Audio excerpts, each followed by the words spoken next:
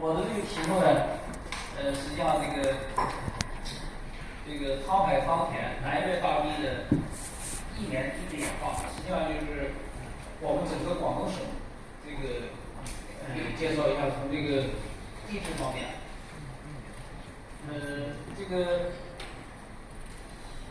我是中山大学地球科学与工程学院，可能大家对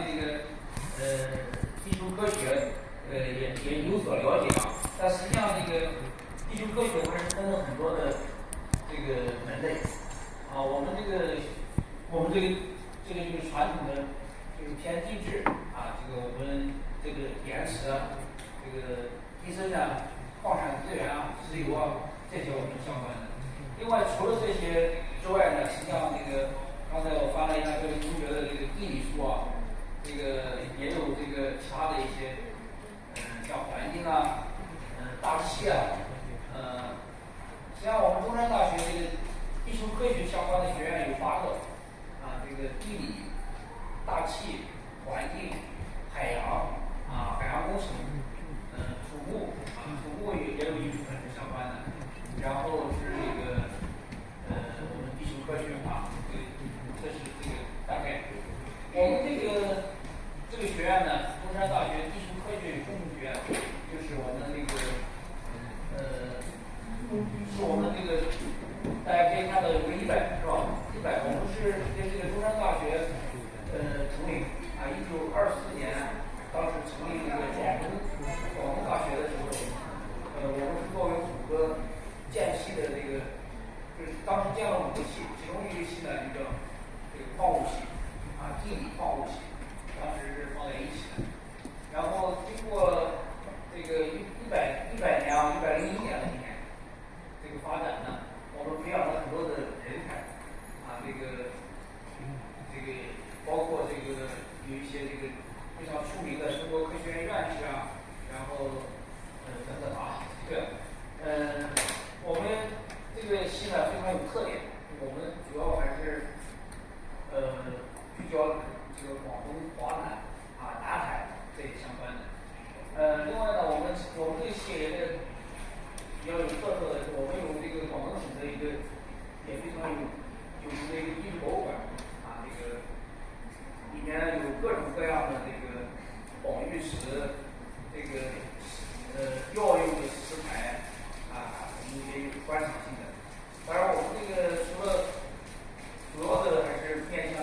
本科教学的啊，学术的培养，当然也对外开放，所以希望大家有机会能到我们地理系的博物馆去看一看，还是有一些特点啊，有一些特色。那实际上我想今天的报告呢，主要是带领大家一起去广东看一看，我们广东哪些东西是闻名全国，哪些东西是闻名全球的啊，然后再结合我们的一些地质的常识，然后来分析一下这些景观是怎么形成的。首先我们深圳像南老师他们非常有情怀的一帮专家啊，然后开发了昆途径啊，这在全国理念是非常领先的。前几天拜读了昆途径啊，看了纪录片还是很感动。就是一方面啊，其实我们深圳呢是处在山海边，是吧？这一条路线呢，从起点啊，凤凰山一直到大业岭，这一路呢各种各样的一些美景啊，正好跟我们深圳的工程啊，昆途径，取名叫昆途径啊，非常好。这一路呢会有很多的深圳的特色，你比如说起点，大家可以看到有一些这样的石头啊，这样的石头，这就是花岗岩啊。后面我在讲课的过程中，讲完了，可能你们包括地板上的岩石啊，包括我们街上的岩石叫什么名字，你可能就有所了解了。我们在疫情期间呢，我们中山大学的地质实习是不能出省的，所以我们当时就把实习放在了大红半岛啊，大红半岛呢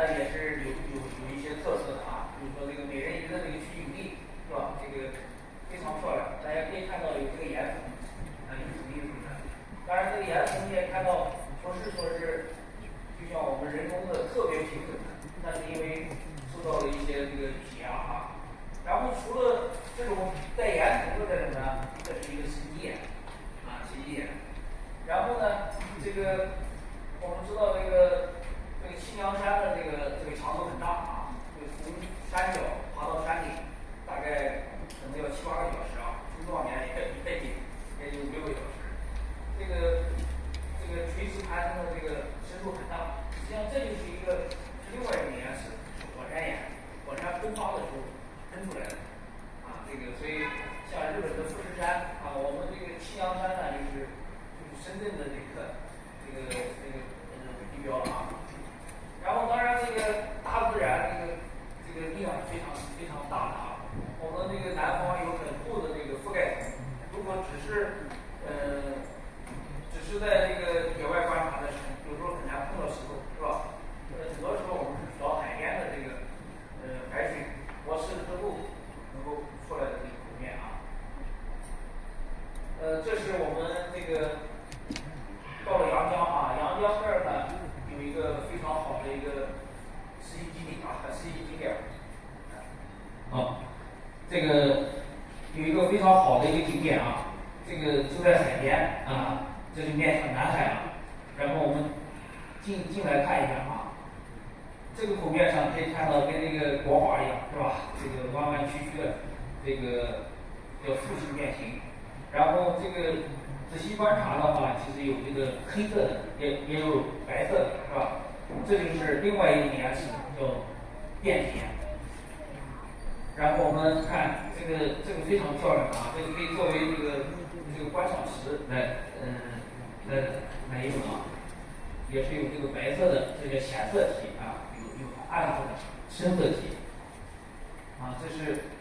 它怎么形成的呢？它是一个变化的，类似于我们烧炉子一样啊，烧的过程中呢，这个原来的原始的还留着啊，原来是一个石岩，后来在烧的过程中有一部分变成了熔浆啊。然后再加上这个大自然的这个力啊，变成了这种非常非常壮观的这种景象。当然，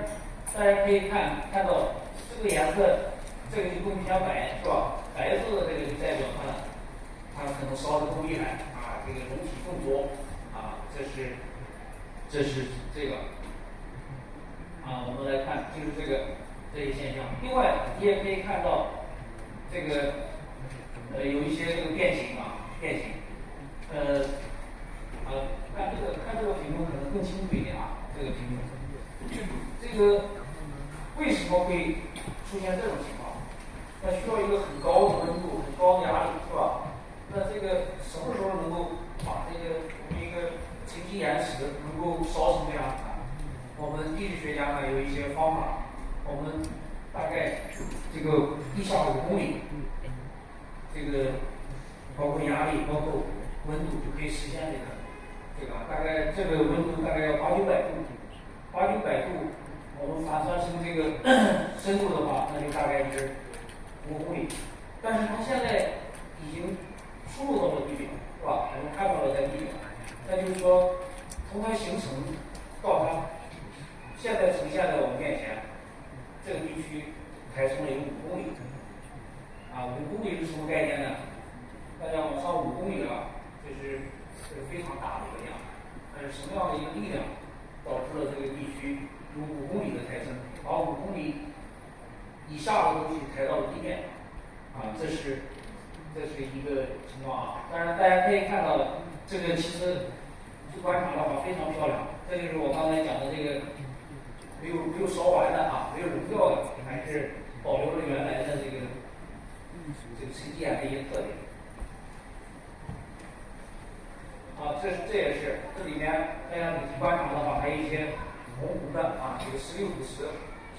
如果品质更高的话，可以做宝石啊。这也是这个我们做的一些研究啊。然后当然这个是我们的一个非常出名的一个基地啊。这个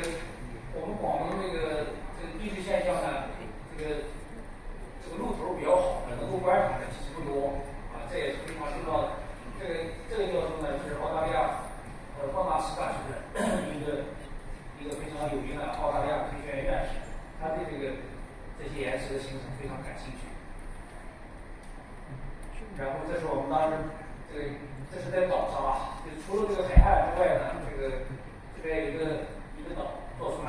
大概半个小时，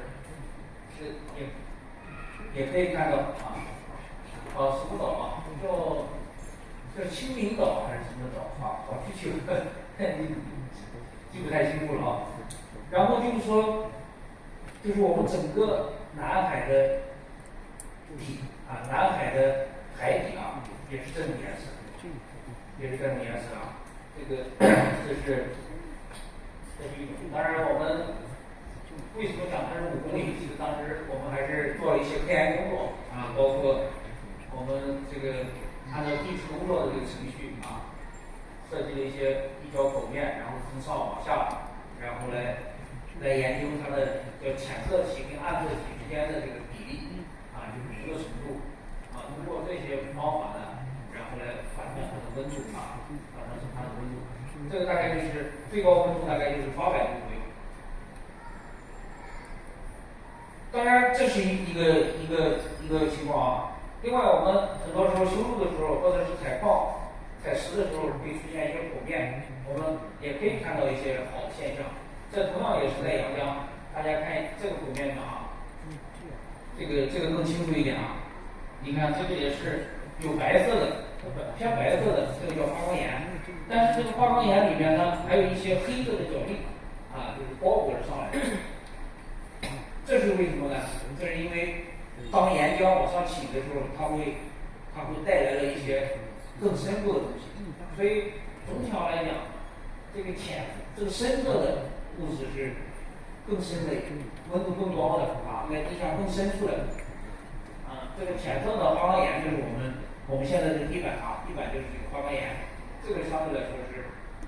比较浅的啊。然后这个大家可以看到这个在带上来的时候，这个强度是非常大的啊。然后我们仔细观察的话，你可以看到总体上呈现的是一个黑色啊，然后里面还有一些白色的东西啊。这是阳江啊，就是海边的我们这几个剖面。另外，我们广东还有一个闻名全世界的一个就叫丹霞啊，丹霞山。丹霞山呢，这个也是非常出名的，应该算是我们广东最出名的一个地质景点了。因为全世界的这种地貌都叫丹霞地貌，它的命名的起源地就是我们的这个丹霞啊。当然好多朋友可能去丹霞山去过啊。我们中山大学地质系的实习就是在这个丹霞山景区里面啊，我们大概每年会在那儿待个10几天啊，所以我们这个非常熟悉。这个包括丹霞山景区的那个狗都跟我们学生都很熟了，这个非常壮观的啊。当然这是比较出名的一个景点，是这个阳元石啊，这个关兆峰啊。然后丹霞是怎么形成的？我们今天也会讲一下啊，就是啊，这是那个晒不岩啊，非常平的啊，这是这个丹霞啊，这是日出啊。另外这种景点实际上很普遍的啊，很普遍的。这是就是跟丹霞山挨着的湖南郴州的一个他们开发的比较好的这个高一岭啊，也是这种地貌。这个是这个宁夏的啊，宁夏的大家看，这个大自然啊，非常壮观的，有点像我们这个涮羊肉是吧？羊肉片啊，这个为什么有红色的有白色的啊？我们今天也讲一讲啊。这个要讲呢，就是我们把这个刚才看到的一些图片啊，一些现象，那我们需要用科学的方法，然后来整理。那我们首先就是讲的定义啊，定义叫丹霞。什么是丹霞？丹霞就是起源于广东人画的这个丹霞山啊。它的英文名字你看就是叫丹霞啊，这是拼音，这就是中国标签的啊。然后它也有严格的定义，它的定义呢就是陆相就是在大陆上形成的，跟我们海底的不一样啊，为主的红层，还有红色的啊。后面我会讲红色跟黑色、黄色它是不一个，它的我们地质上的成因是不一样的啊，发育的一个陡崖坡，可以看到这个非常陡的啊。然后我们来解释一下陆相，什么是陆相？陆相我们现在人类就生活在大陆上，这个环境叫陆相，当然还有海里的，是吧？这个我们怎么判断海象还是陆相？实际上我们主要依据它的一些古生物，你的岩石里面会有一些生物，这些生物是生活在海里还是生活在陆地上？啊，你比如说这个恐龙，啊，白垩纪，我们这个广东河源地区，这个恐龙是非常发育的啊，这个尤其是恐龙蛋是全世界最出名的，啊，这个如果你在这个地层里面发现了恐龙的一些证据啊，包括它的蛋啊，包括它的这个躯干啊，还包括它的这个就是尽管可能也没有食物，也没有蛋，也没有这个骨骼，但是有它的脚印儿啊，这也是这个化石啊的遗迹化石，那就代表这个地方这些石头形成的都是一个陆相。另外，除了陆相之外呢，还有这个海象啊。海象呢，就是你发现一些海里面生活的啊，你像珊瑚啊，这个软流类啊，这一类啊，鱼类啊，这些是没有海水是没有水是活不了的啊。所以我们判断海象跟陆相，实际上就是依据里面的古生物啊。另外，就是红色跟黑色啊有什么区别？红色呢，我们知道这个学过化学知道，红色是三价铁啊，是我们这个有个铁管，然后氧化了之后，它就会变成这个红色。所以红色往往代表的是氧化的一个环境啊，它跟黑色是不一样的啊。我们知道这个煤啊，煤炭是黑色的啊。另外，有一些这个砷基岩也是黑色的。这个黑色往往它形成的都是这个缺氧的环境，水比较深啊，然后跟这个陆相的这个红色是不一样的啊，这是这个红色跟黑色的区别。然后另外还有这个陡跟缓的问题啊，陡崖坡往往代表的它是一个这个博士的力是非常强的啊，它是这个可能是这个力量很大啊，可能时间不一定多长时间，但是这个冲击力是比较大的啊。你像这个除了我们这个陆相的这个丹霞这种陡崖之外，还有海象的这个海蚀的这些啊，往往形成的这个陡崖都是非常陡的啊，接近于直立的。它跟这种自然崩落的这种缓坡是有区别的。这个缓的坡呢，往往都是时间很长啊，慢慢有过程。所以这是陡跟缓的一个区别。然后这个丹霞，我们刚才讲是从这个我们广东丹霞起名的啊，是谁有这么大的这么高的水平，能够让它走向世界？这个我们要感谢这个院士啊，冯景兰院士。冯景兰院士呢，他是1898年啊出生的，这个也是当时大家族啊，是在北京大学读的预科，然后后来到了美国的科罗拉多矿业大学啊，哥伦比亚大学获得了硕士学位啊。当时获得硕士学位回到中国，那就很牛了已经。当时这个最早的工作呢是在河南中州大学，然后在27年，也就是中山大学建立3年之后呢，他来到了中山大学工作。然后当时呢，中山大学的地质系是一套人马练好牌子啊，这个地质系同时也是叫两广地质调查所，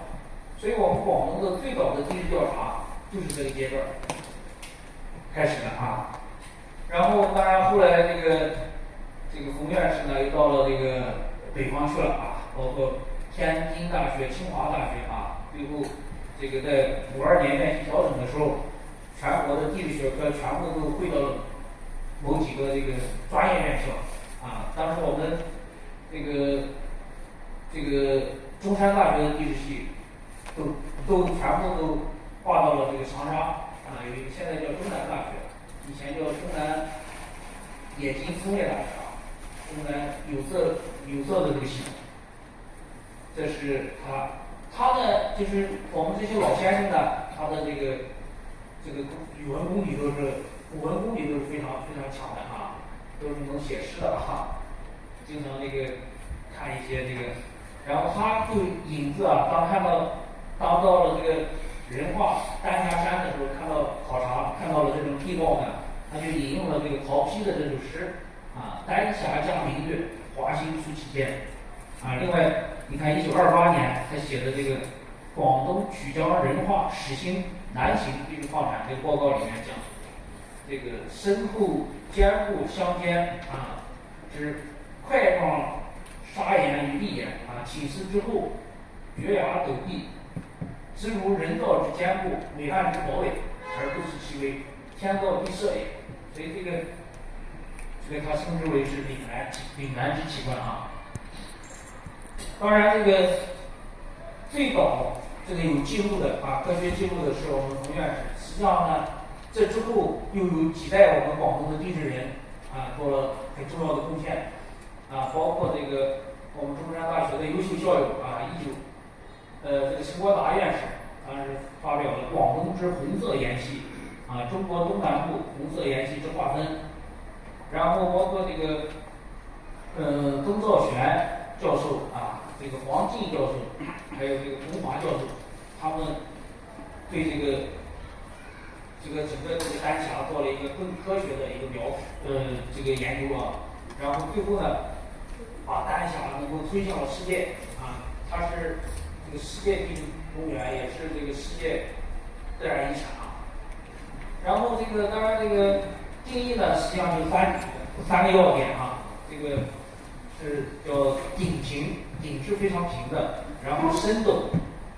刚才讲的陡崖坡是吧？然后路环，然后这几代广东的地质人的努力呢，就是丹霞山第一批入选了世界地质公园啊。当然现在多起来了，以前世界地质公园是非常少的啊。也是我们广东的唯一的一个世界地质公园啊。另外也入选了世界自然遗产啊。它当然我们知道联合国教科文组织呢，它会把全世界的景点呢分了两类，一类是自然遗产，一类是文化遗产。其实我们中国尤其北方地区的，你像长城啊、故宫啊这一类的，都是文化遗产啊。自然遗产相对来说比较少。我们广东呢，也是丹霞山也是第一批，2010年入选。然后丹霞它既然能够成为一个地理上的名词啊，能够走向世界，实际上绝非仅只有广东才发育。后来调查发现，实际上全国全世界这种地貌还是非常多的啊。你比如说我们广东丹霞山啊，贵州的赤水，福建的蔡岭啊，湖南凉山，江西龙虎山，浙江江郎山啊，包括甘肃的七彩山啊，这都是丹霞。另外，我们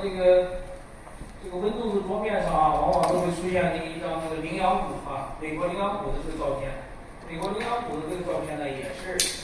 是丹霞地貌啊。那我们刚才讲的我们看到的现在的景观是这样的，那它怎么形成的？怎么形成的呢？那我们就需要具备一点地质的知识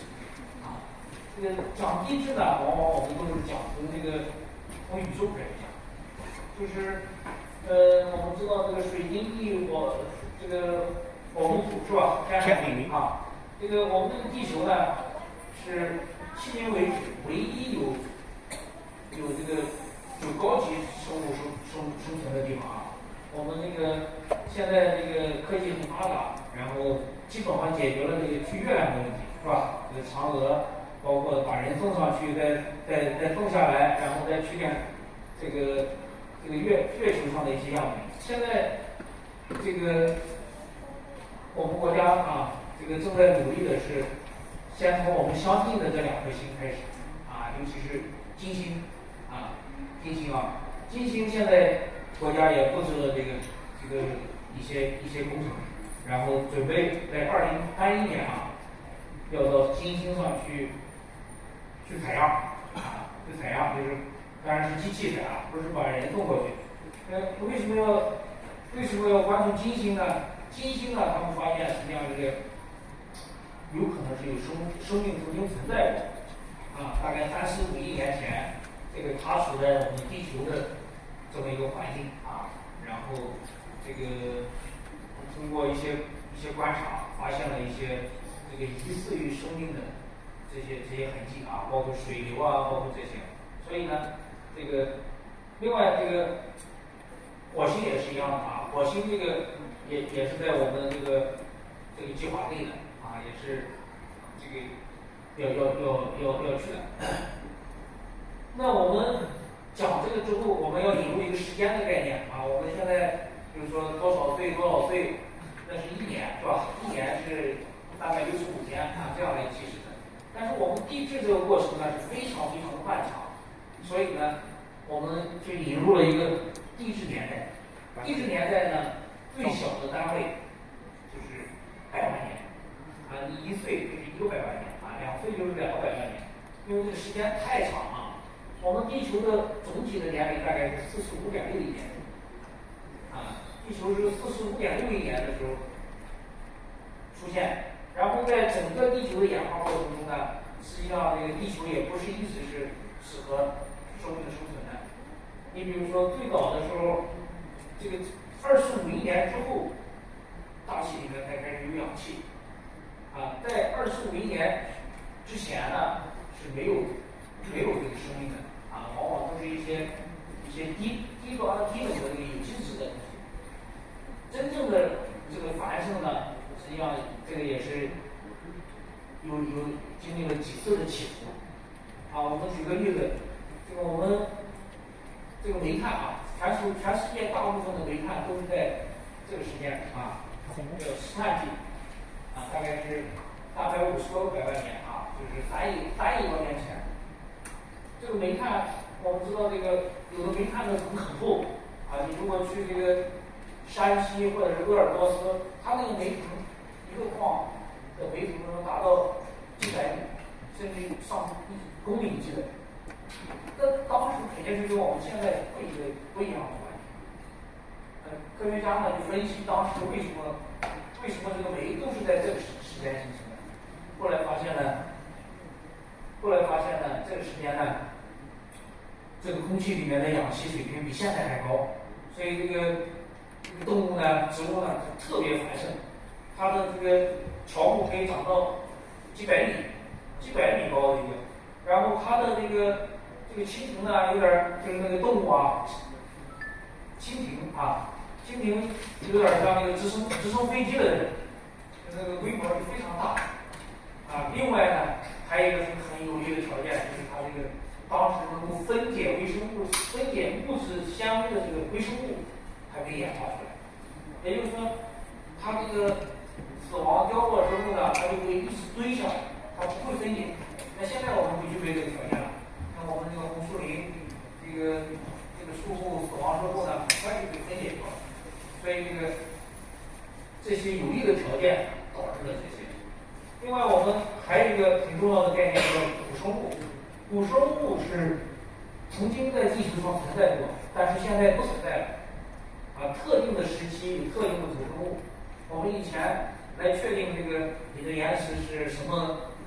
时间的，最主要的依据也是古生物啊里面的生物。比如说我们非常熟悉的恐龙只在这几个时代出现啊。你看这个三叠侏罗来多久没有了啊？这个恐龙可能是当时就整个地球演化过程中是最具有统治力的一种动物了啊。我们看这个有的恐龙的骨骼能达到几十米、上百米这样一个规模，啊，这么厉害的动物，但是在白垩纪末，突然一夜之间全部就消失掉了。啊，当然这个什么原因，这个科学上也有很多的争论啊，有的讲是因为这个小行星的撞击啊，这个墨西哥湾那儿有一个很大的坑啊，当时一个撞过来之后呢，引发了对它是个外伤，但是引发了内伤啊，这个整个地球上就开始连锁的发生这个火山喷发，火山喷发之后呢，导致这个阳光被挡住了，被火山灰全部挡住了，所以地球上进入了漫长的一个冰封期，啊，这个慢慢的这些动物就死掉了，啊，这是这个真正的人类出现，实际上也就是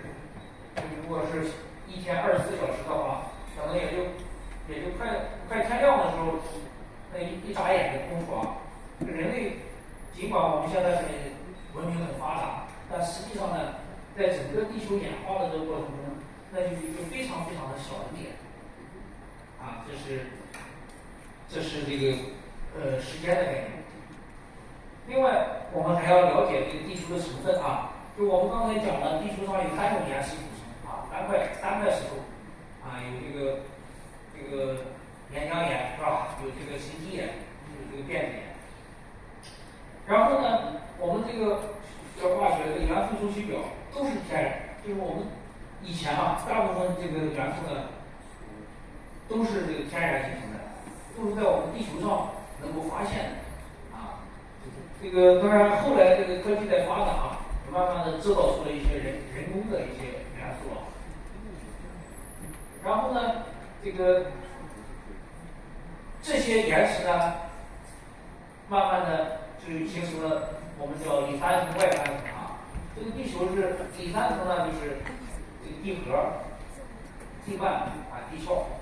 就跟我们这个鸡蛋一样啊，鸡蛋壳就是地壳，鸡蛋白就是地幔，然后鸡蛋黄呢就是这个地核，这个厚度也差不多。就是我们尽管我们现在生活的这个地面是硬的啊，但实际上这个地球的密度它还是就是这个鸡蛋没煮熟之前的那个状态啊，还是，所以我们经常会看到一些这个我们中国比较好，没有大的火山活动是吧？你像那个有一些这个在这个大洋的这些国家啊，新西兰，那经常会突然的有这个火山活动啊，造成一些灾难。然后另外还有很重要的外三层，外三层就是说大气圈、水圈、生物圈。这个里三层我们叫内动力学作用，外三层的活动呢就是外动力学作用。当然，这个刚才讲这个地壳之下，我们脚底下它是一个熔的这个状态啊，这个液态。这些液态呢，实际上也是在不断的运动的，不断的运动。这个运动呢，一方面维持我们现在的平衡，另外一个，如果我们把时间拉长的话，它这个变化幅度是非常大的啊。这个为什么是现在是比较适合生存的啊？但是在地球最开始形成的时候，没有这么好的条件啊。我们这个地球是怎么形成的？最早就是这个宇宙大爆炸是吧？这个一些物质来碰撞，然后我们掉出来了，掉出来之后呢，形成的实际上是一个混沌状态的一个融合体。那时候没有分层啊。但是呢，随着时间的演化，这是这个宇宙大爆炸的这个理论啊。你看，最开始我们掉出来之后呢，它是一个混沌状态，是一个均匀的一个东西。但是呢，我们刚才讲的元素呢，它是有不同的元素，有不同的性质啊。从小来讲呢，实际上这个我们老祖宗的这个哲学智慧是非常非常强的啊，就是轻的它会上升，重的会下降，是吧？就像我们烧水一样，这个水蒸气是跑掉了，留下来的是液态。这个地球最开始呢是一个均匀的混沌状态，然后呢，在漫长的演化过程中，这些氢的元素慢慢就会上升就演化出来了我们讲的这个外含体。这些重的元素呢，就慢慢下沉，然后出现了这个乙酸啊。这就是这个过程啊，从最开始的混沌状态，慢慢氧化，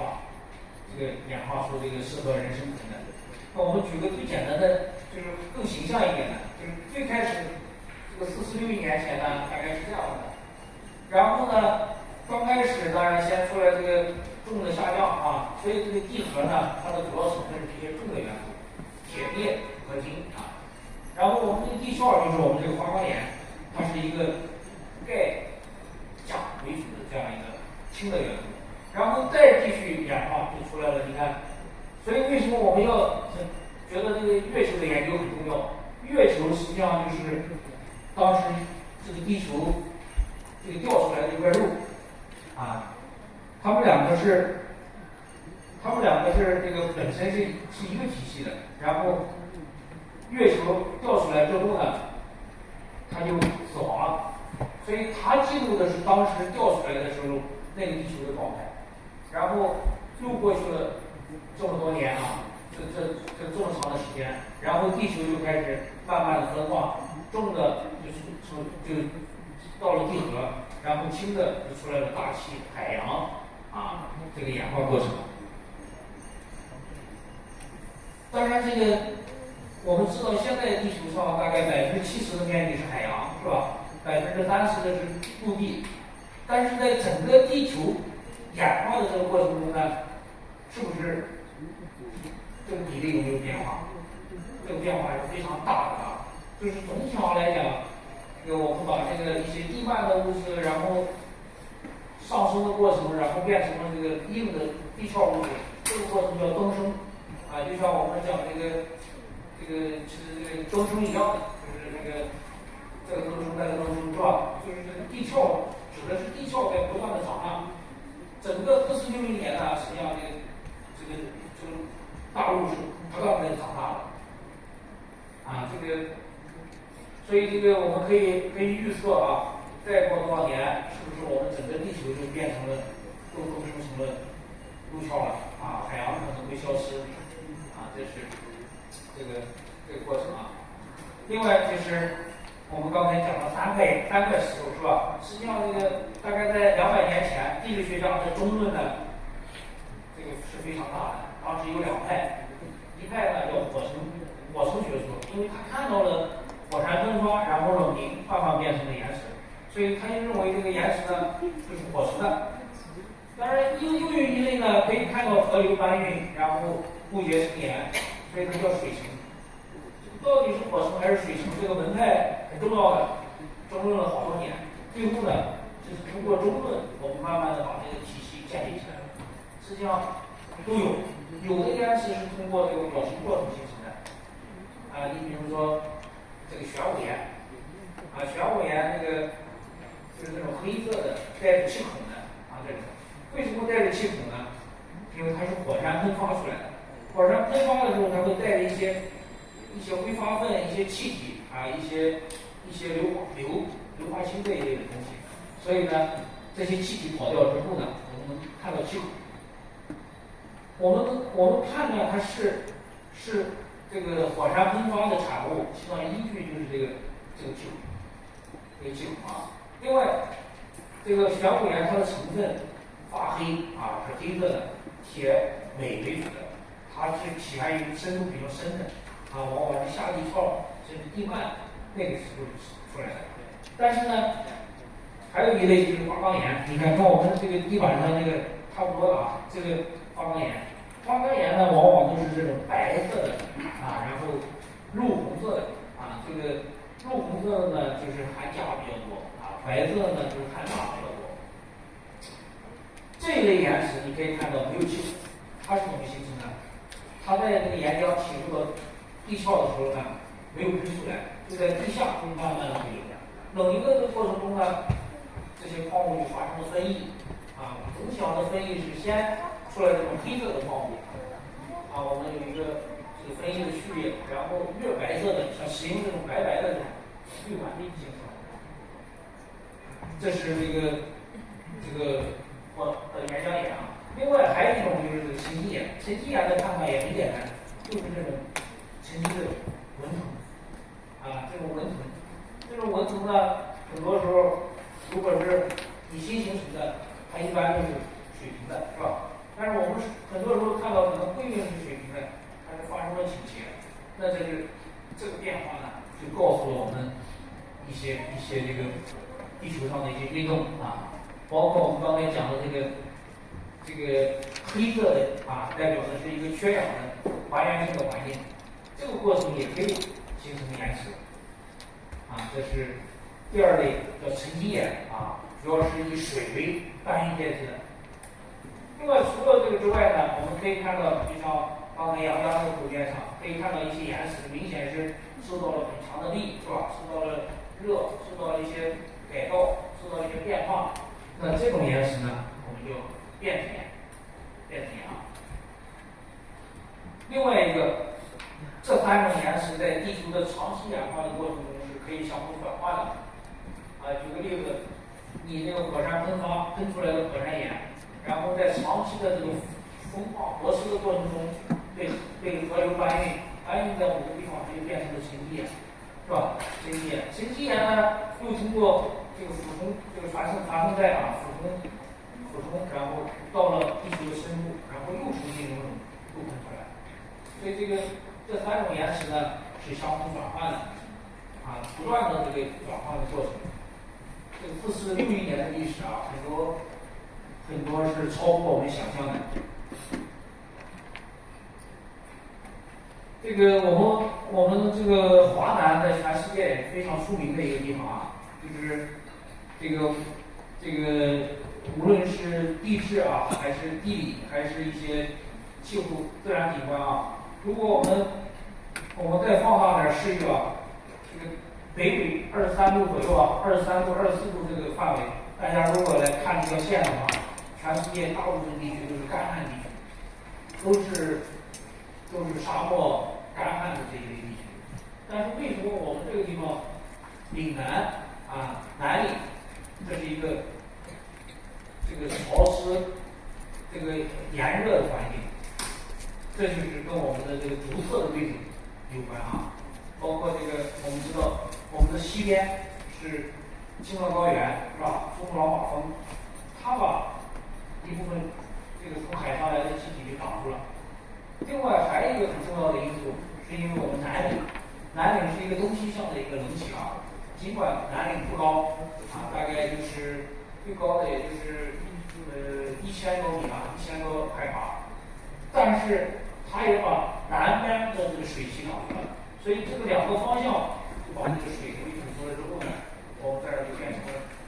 这个鱼米之乡啊。这个大家可以看到，这个我们跟湖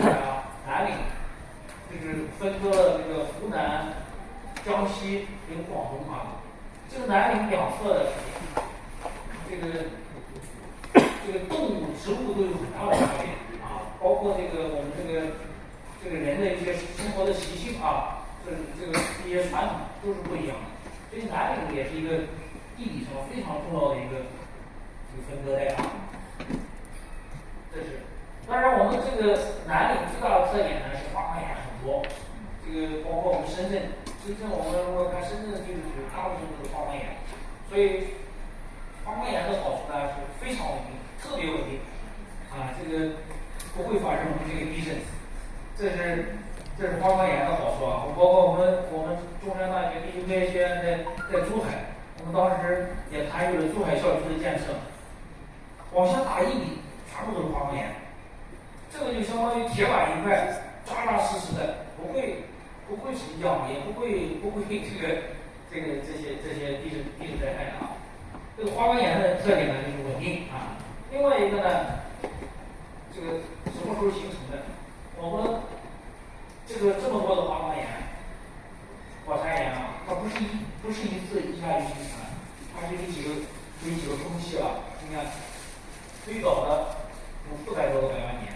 啊，当然1000多个百万年的也有，但是已经很少了，因为后面的在这个喷发的过程把前面的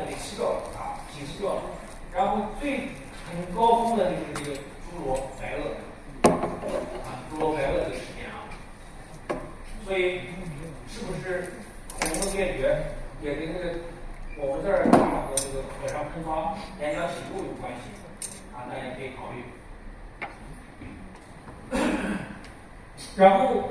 我们华南的这个，你就可以把它看成一个双层结构啊。一层呢就叫这个寒武纪的基底，基底呢往往都是以电子岩为主的。这个并且这个基底啊，你看我们分的这个扬子跟华夏啊，扬子跟华夏的这个基底呢是完全不一样的。这个时间呢大概是8亿年啊，8亿年前，这两边就相当于是这个两个没有关系的。8亿年的时候呢，他们沿着这条线拼在了一起，就成为一家人。所以8亿年之后，这个扬子跟华夏又是完全一样的。所以这个8亿年呢，就是这个扬子跟华夏这个华南形成的雏形。但是我们形成之后呢，实际上也是遭受了很多的这个力啊。也非常重要的一个是这个太平洋板块俯冲，是吧？太平洋板块俯冲，当然我们出来了这么多的花岗岩。另外还有这个中南半岛啊，这里有个叫印推运动，就是一个西南方向来的力，一个西北方向一个东南方向来的力。另外还有这个秦岭的阻隔啊，秦岭大别这个是分这个华南跟华北的这样一个界限。他们有这个在这儿挡着，然后这边来一个力，这边来一个力，所以就导致了华南是跟全世界其他地方是不一样的。我们有独特的地质、独特的矿产、独特的这个不一样啊。我们跟这个，尤其是跟北美、南美啊，他们很多都是线状分布的，我们是面状分布的，因为我们是单个方向的力。另外，这就是南岭的地理上，南岭就是一个东西向的啊。南岭为什么叫南岭啊？南岭实际上就是以前的东部叫五岭，它实际上就是总体一个花岗岩山，然后在后期的剥蚀过程中出现了一些分水岭，就是以前的这个古道啊，就是能够车马能够通过的，就是这个两个山之间的这个分水岭。分水岭，这几个分水岭啊，就包括现在有这个岳城岭、东庞岭、蒙古岭、七天岭、大庾岭。大庾岭是在江西，七天岭在湖南啊，然后岳城岭、东庞岭是在广西。所以这个南岭呢，实际上它是分隔了我们的几个省啊。当然南岭的这个地质也是为什么东西向？为什么南岭会呈现灯西向啊？也有很多的解释啊。然后我们来看一下这个，我们刚才也讲了，我们广东只是沾了一点点的南岭啊。我们广东的北部呢，实际上也是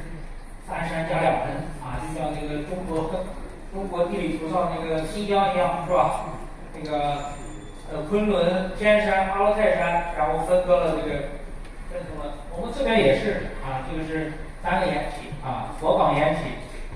这个桂登岩体，然后珠广山岩体。这3个岩体呢，然后隔了2个盆地。这个盆地呢，就是刚才我们讲的这个丹霞山啊，就是水人盆地或者人化盆地啊。然后这个盆地呢，就是我们讲的英德盆地。英德的茶是非常好的，是吧？另外呢，英德实际上在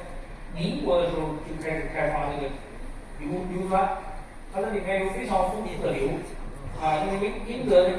它是一个深水盆地，它保留了很多的这个我们刚才讲的这个黑的类似于煤这一类的啊，有很多的黄铁矿，所以现在硫酸的价格很高啊，我们广东这个是全世界的产硫酸的这个大户，现在他们这个广业的是很好做的。今年的利润也非常高。然后我们再来看，就是说，除了刚才讲的这个板块运动，然后出来的火山岩之外，实际上我们在长期的演化过程中，我们广东还出现了很多的这个海上沉积的地质。我们这个海呢，我们可以看到，不是一直存在的这个海，它是一会儿进叫海进啊，海进可以进的最多的可以把这个韶关都淹没了。它也可以海退，海退就是海平面下降，然后往海这个陆地这个线向海里面延伸。啊，这个最深的啊，就是当时海水最浅的时候，我们甚至这个就到了这个南海的中部了，就是那个海豚的中部了。啊，所以这个地质上这么长的时间啊，这个变化是远超我们想象的。当然我们还有一个例子就是，为什么你看这个美国、加拿大他们的这个土著人啊，叫 First Nation 啊 ，Native 的这个，实际上他长得很像我们亚洲人，是吧？这个肤色呀，这个，当时可能这个就讲为什么？当时因为这个也是一个大海退事件，导致了这个白令海峡完全的已经把这个亚洲跟美洲连在一起了，所以这个人呢是可以通过迁徙走过去的，直接走过去之后呢，我们这个叫蒙古人种啊，有亚裔的这个蒙古人种，然后在这个北美建立开发。啊，当然只是后来这个欧洲人又去把这个大海占领了啊，所以这个就是我们这个学地质呢，可以充分发挥你的想象力，然后这个来解析一些事情啊。我们现在所看到的是现在的情况，如果加上一个1年的尺度，这个变化是非常非常快的，啊，非常大的。你看这个我们广东的海，最早的时候可以到10亿年前，这个地方就有海的记录。然后在这个逐渐演化的过程中呢，实际上这个海的面积啊，这个海的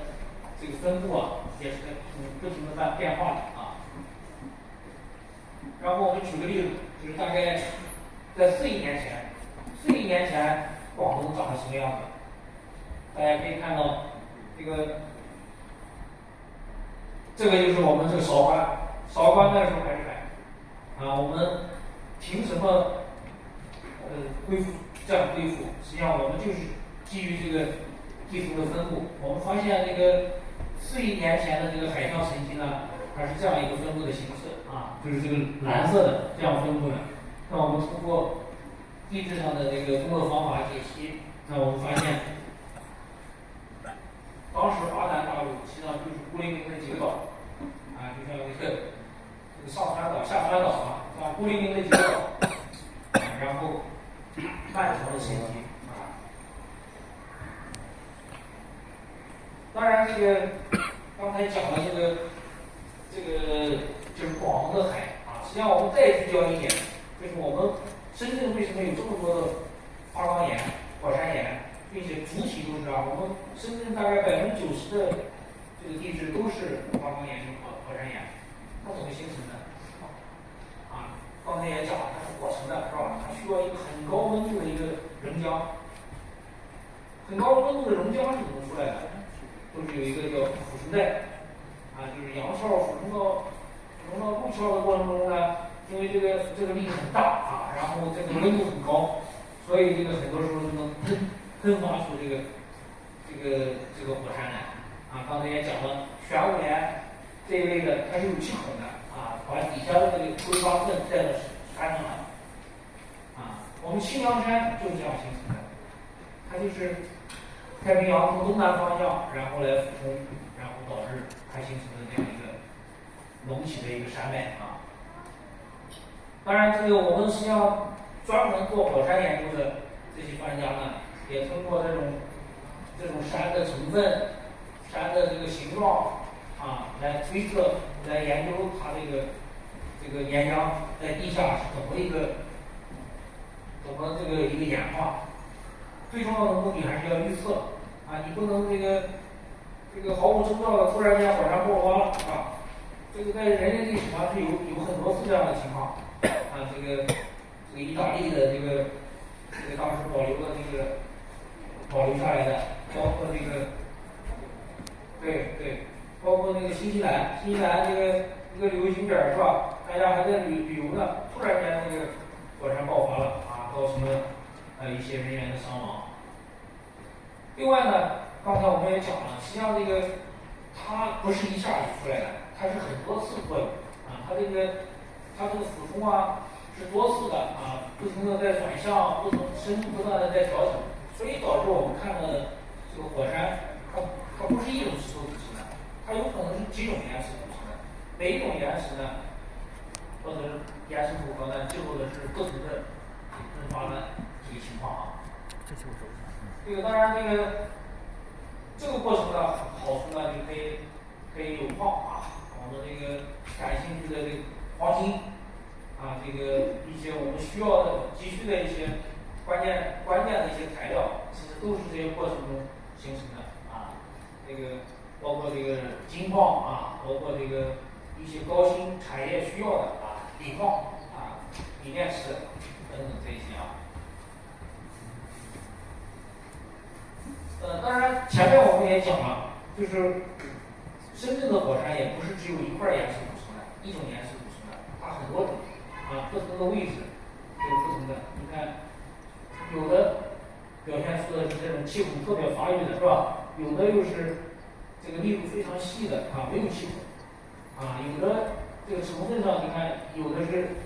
白色为主的，有的是这个黑色为主的。然后尤其是这种岩石呢，这种岩石看着像玻璃一样，是吧？它就是喷出来的时候结晶的太快，突然间就淬火了，啊，淬火之后呢，你看它没有矿物，它这个就是一个玻璃，啊，但是呢，你如果在地底下经过漫长的一个生长过程，它会长成这个分异的五花八门啊，花花绿绿啊这些过程。当然，这个我们前面也讲了，这三种岩石是不断的在转换的。这个转换呢，实际上就是因为地球的运动。地球的运动，我们觉得这个地方待在这儿好像没有动啊，实际上这个运动是超乎我们想象的。啊，如果我们再加上一个时间的流逝，你看这个青藏高原的冷升，实际上是一个非常非常大的力，啊，导致了。这个我们知道，珠穆朗玛峰8800多米，这么高的一个山能够隆起来。这个当然，毛主席，这个我们这些中国古代的这个传统的我们这个哲学思想是非常非常厉害的。我也非常以前也没有什么研究手段，是吧？但是他们提出一些那个能够揭示真理啊，揭示这个道的这个一些。你看，这个毛主席这首诗就讲这个坐地日行8万里啊，这个就是你坐那儿不动啊，一天也至少运动有8万里啊。这个实际上就是讲的这个地球的运动。这就是我刚才讲的这个新西兰的这个火山，这是一个非常出名的景点。然后大家在旅游的时候，就突然间这个火山就喷发了啊。前几年那个汤加火山是吧，也是突然间就爆发了。所以这些爆发呢，实际上就是记录的是这个时间点非常短，可能就是发生了几分钟、几秒钟的这个时间啊，但是它的破坏力是比较大的啊，这就记录了地球的运动。当然，地球的运动呢，也会带来一些灾害啊，比如说这个是会造成地震，是吧？地震也就短短的几秒钟的时间。会造成这个非常严重的破坏。当然啊，这个地震的发生，它也要具备一定的条件。啊，这个我们知道，我们国家的地震比较活跃的就是青藏高原那一带，是吧？因为它这个青藏高原还在冷升，啊，所以我们这个汶川大地震，你看这么大的强度，破坏性这么强。但是呢，我们广东这边相对来说就比较安全啊。我们这个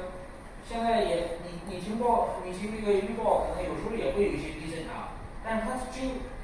有2点几级、3点几级，这种是没问题的。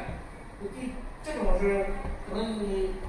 都关注不到啊，你住的楼层高一点，可能这个震动都比这个要大得多啊，所以我们是一个这个广东呢是一个适合人生存的地方啊，生活的地方。然后呢，当然这个我们广东的这个比较大的隐患是这个海啸，是吧？海啸不是台风，海啸不是闹着玩的，海啸的规模往往都特别大，它的浪高可以达到几十米，这种破坏性是非常强的。海啸通过自发的因素形成不了，它往往是因为一些很强的外力作用。你比如说我们讲这个海底地形起伏也很大，海底一个大型的滑坡啊，就是几公里高的一个山，突然间如果发生了滑坡坍塌啊，或者是海底有火山喷发，把它原来的平衡打破了，所以这个海啸呢就非常强。这个当然日本的海啸是比较多的，是吧？这个他们对海啸的预防也是有一些心得啊，包括他们地震也多，海啸也多啊，所以他们我们现在尤其是大湾区珠三角地区啊，其实这个政府也做了很多的投入了很多的科学研究，就是我们预测会不会发生一些大型的这种地质灾害、海啸这一类的，我们能不能如果真正的发生，能不能预防？啊，当然大家要相信，科技是越来越发达。啊，你看以前的渔民去打鱼的时候，可能出去之后能不能回来都不知道的。但是现在我们对于这个台风的预测还是相对来说比较准确的。啊，所以大家要相信，科技会让我们的生活变得越来越好啊。然后这是我在北美拍的一幅照片啊，就是落基山脉啊，他们有也是一个世界地质公园啊。大家看这个落基山脉啊，落基山脉这个顶上是非常平整的、非常平平的沉积岩。这个沉积岩呢，大概就是4亿年，4亿年前这个海象的沉积岩，代表的是海底，4亿年前的海底，然后因为太平洋板块的俯冲啊，导致了它被抬到了最高点，抬到了山上啊。当然实际上这些过程呢，是在我们这些山里，造山带啊，大型的造山带是非常普遍的。我本来想放个珠穆朗玛峰的，珠穆朗玛峰的岩石也是这样的，也是一个更老的海象，一个海底，然后被抬到了山顶啊。所以就是我们地球的运动，然后再加上长时间的标识，很多我们是比我们想象的还要丰富啊。当然，我们地质学家呢，我们就是研究这种运动的啊。这基本上重建了是1亿年以来地球的这些运动的过程啊。你可以看到像《三国演义》里面写的一样啊，分久必合，合久必分啊。所以地球也是这样的。你看我们现在是一个分的时期啊，然后逐渐的这个过程，你看非洲跟南美它就拼在一起了啊。所以整个地球上呢，这46亿年的演化过程中，它是分合是非常普遍的啊。我们举个例子，就是说为什么全世界的千斤矿都是形成在大概3亿多年啊4亿年的时间？当时呢，我们研究发现，当时呢整个地球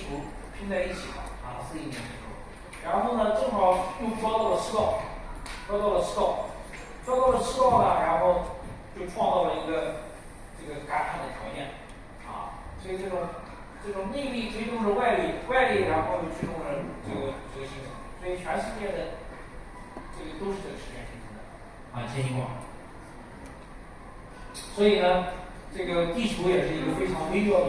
非常精密的系统啊。所以现在我们地球地质学里面现在有个概念啊，叫地球系统科学，它是强调这些圈层之间相互关联、相互耦合啊，能够借助我们现在的科科技能够预测一些事情的发生。啊，你像这个地球的这个内部的运动，可能引发了外部的这种蝴蝶效应。所以我们丹霞山呢，就是这种内跟外相互之间作用的。当然，我们表面看来，这个丹霞的形成就是这个有一种说法叫流水丹霞，好像就是流水博士、流水请示出来的但是不是，实际上还有流水是塑造丹霞地貌的主动力，但是呢，它的抬升、这个请示这些作用，同样也不能忽视的你看我们这个丹霞山在这个位置在这个位置，就刚才讲的这个盆地里面这个盆地，它这个地图呢，大概是11年前形成的，就这种红红的这种地图，当时形成下来的时候是11年，白垩纪工程。当时呢，它就处在跟世界其他国家一样这些干旱地区一样它是处在一个炎热这个干旱的一个环境。然后我们为什么会下这种判断因为你可以看到这个图更清楚你看是红色的是吧？红色，然后呢里面夹着大小非常不均匀的这些岩块这叫砾岩砾岩。这个11年形成之后，它经历了一个很长的稳定期，但是呢，这个因为刚才讲的地球的运动抬升也好，侵蚀也好，然后加上流水，它开始被侵蚀。所以第一个阶段我们讲叫青年早期，它往往就是开始一些端倪了代表性的像这个贵州的圣水丹霞它这个侵蚀量是非常小的。然后随着时间的演进，这个侵蚀量就慢慢的变大你像我们福建的三明太子丹霞，它这个侵蚀已经相当有一部分被侵掉了侵蚀量可以达到了20%到40%。再进一步的演化到了壮年，这个时候这个形成的丹霞会更壮观这个侵蚀量可以达到40-50%。然后就是这个壮年晚期，就是我们这个广东的这个丹霞就可以达到70%的侵蚀量，大部分都是被剥掉了。然后进入老年期，这个可能就慢慢的消失掉了，它的侵蚀量已经达到80%了最后呢，这个老年晚期就是一些孤零零的山峰只留下了10%-15%这个代表性的就是浙江的江郎山。所以我们把它放在一起，就是流水丹霞也不无道理就是这个主要的因为主要的塑造这个它是这个流水为主，但是呢，实际上我们也不能忽略这个地下的这个运动一些地壳的抬升一些断裂的活动导致它留下了伤口然后再加上水，再加上时间所以能够塑造出这种非常壮观的这个丹霞地貌这是丹霞，丹霞实际上这个跟流水丹霞不无道理，它因为几种我们经常会碰到的我们这个高中同学这个考试有可能会考的跟几种不一样的。第一个叫雅丹地貌，雅丹地貌呢，它往往只出现在干旱地区，它的主要的这个塑造的力呢是风。风我们说的季风往往都是定向性的，是吧？一个季节就只沿着一个方向吹。你看这是甘肃的这个丹霞就非常壮观，整整齐齐的，都是沿着这个，所以他们叫这个千军万马跟列队欢迎一样的，就是因为这个常年的这个季风是朝着这个方向来吹，然后把这些吹出了这样的一个景观所以它是风势雅丹，流水丹霞另外，这个我们南方也非常普遍的一个叫喀斯特。喀斯特呢，就是我们去广西旅游，这个桂林山水甲天下是吧？一个一个山包就是这种，因为它主体呢都是那种碳酸盐、碳酸钙。碳酸钙我们知道，如果加上点盐酸，加上点醋酸，它可能就溶解了。因为空气里面有二氧化碳，然后跟水结合，形成这个碳酸，把它溶解。溶解之后呢，又被这个流水带走了，剩下的就是这种。这个破坏在我们，尤其是深圳还好啊，在广州，这是很大的一个隐患啊。这个经常看到这个地面毫无征兆的就塌陷了啊，包括有的小区，这个也是，所以建房子要避免要选择这种碳酸盐的这种地基场。这个尽管现在还没形成溶洞啊、地下河，但是它假以时日，它很有可能所以最好的还是这种花岗岩基上。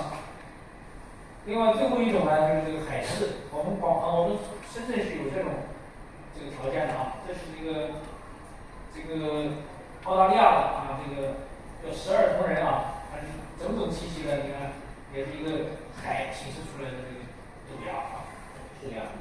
它的这个主要的隐秘呢，就是来自于这个